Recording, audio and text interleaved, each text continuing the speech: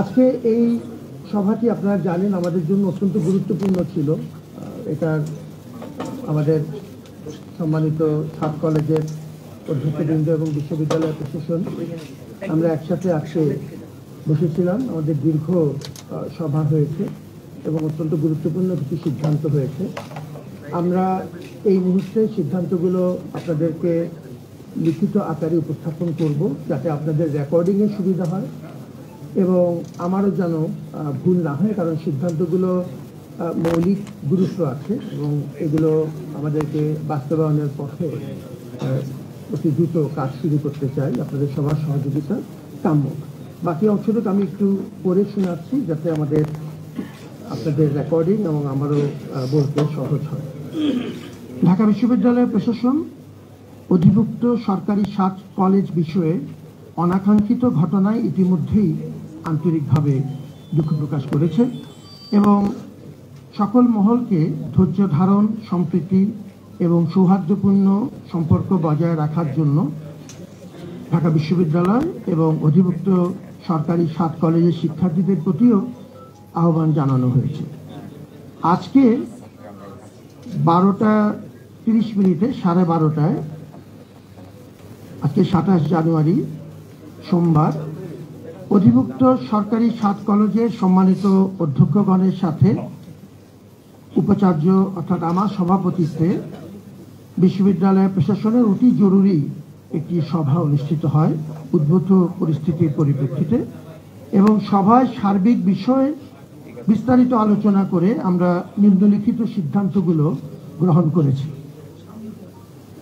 প্রথমত, ঢাকা বিশ্ববিদ্যালয়ের সাথে অধিভুক্ত সরকারি 7 কলেজের সম্মানজনক পৃথকীকরণের বিষয়ে সিদ্ধান্ত নেওয়া হয়েছে। আমরা অনারেবল সেপারেশনের পথে যাচ্ছি, যেটি আমাদের ঢাকা বিশ্ববিদ্যালয়ের শিক্ষার্থী এবং 7 কলেজের শিক্ষার্থীদের একটি কমন দাবি।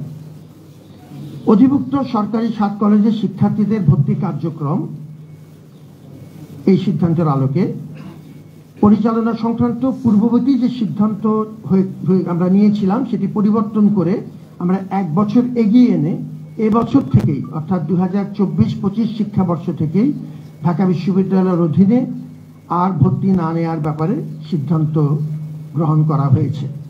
এর আগে আমরা 2025-26 ভর্তি হবে না মর্মে আমরা লিখিতভাবে মন্ত্রণালয়কে জানিয়েছিলাম।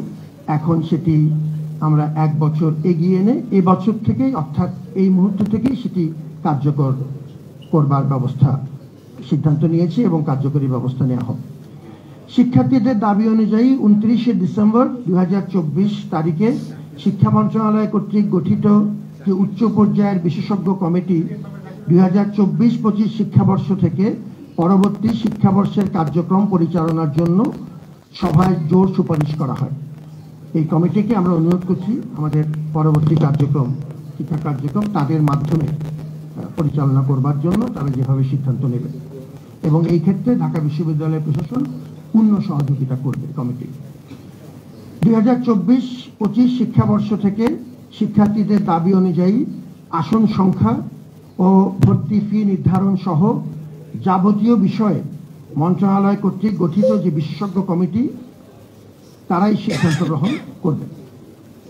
পঞ্চমত, যেসব শিক্ষার্থী বর্তমানে ঢাকা বিশ্ববিদ্যালয়ের চলমান শিক্ষা কার্যক্রমের অধীনে রয়েছেন তাদের ক্ষেত্রে বিশ্ববিদ্যালয় প্রশাসন দায়িত্বশীল থাকবে, যাতে তাদের শিক্ষা জীবন কোনোভাবেই ক্ষতিগ্রস্ত না হয়। এই দায়িত্ব আমরা পালন করে যাব, প্রতিটি শিক্ষার্থী যেন কোনোভাবেই ক্ষতিগ্রস্ত না হয়। শিক্ষা কার্যক্রম সচল রাখার জন্য সভায় সকলকে ঐক্যবদ্ধ থেকে নিজ নিজ অবস্থান থেকে আরও দায়িত্বশীল ভূমিকা পালনের জন্য আহ্বান জানানো হয়।